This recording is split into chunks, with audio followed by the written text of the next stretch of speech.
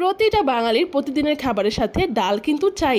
একদিন একটু ভিন্নভাবে তৈরি করলে কেমন হয়? প্রথমে ডালটাকে আমি সামান্য লবণ দিয়ে সিদ্ধ বসিয়ে দিয়েছি। এবার শিলপাটায় কিছুটা মরিচ বেটে নিচ্ছি, তার সাথে একটু আদা আর দিচ্ছি রসুন। পুরো মশলাটাকে ভালো করে পিষে নিয়ে একটা বাটিতে তুলে রাখবো। চাইলে আপনারা এটা ব্লেন্ডারেও করে নিতে পারেন। বাটাবাটির কাজ শেষ করে এবার চুলায় একটা পাত্র বসিয়ে তাতে তেল গরম করে প্রথমেই 2টা শুকনো মরিচ দিচ্ছি আর দিচ্ছি সাদা জিরে, 2টা তেজপাতা ফোড়ন দিয়ে নিচ্ছি। এবার দিয়ে দিয়েছি পেঁয়াজ কুচি। পেঁয়াজটা একটু ভাজার পরে দিয়ে দিব মাংসের টুকরাগুলো। তেলের ভিতর মাংসটা ভাজতে ভাজতে অল্প একটু লবণ দিয়ে দিচ্ছি, না হলে মাংসের ভিতরে লবণ ঢুকবে না। ভাজার এক পর্যায়ে এসে আমি এখানে বাটা মশলাটুকু দিয়ে দিচ্ছি, তার সাথে যোগ করে দিব মরিচের গুঁড়ো, হলুদের গুঁড়ো, ধনিয়ার গুঁড়ো আর গরম মশলার গুঁড়ো। অল্প একটু গরম পানি দিয়ে এবং মুরগির মাংসটাকে ভালো করে কষিয়ে নিব। কষানো হয়ে গেলে এখানে আমরা যোগ করে দেব সেই সিদ্ধ করে রাখা ডালটুকু। ডালে আমি যথেষ্ট পরিমাণে পানি দিয়েছি, বাড়তি কোনো পানি কিন্তু আর ডালে ব্যবহার করছি না। এখন মাংসের সাথে ফুটিয়ে নামানোর আগে দিয়ে দিচ্ছি ধনেপাতা। ব্যাস, এবার সকালের নাস্তার পরোটার সাথে এবার দুপুরের ভাতের সাথে একদম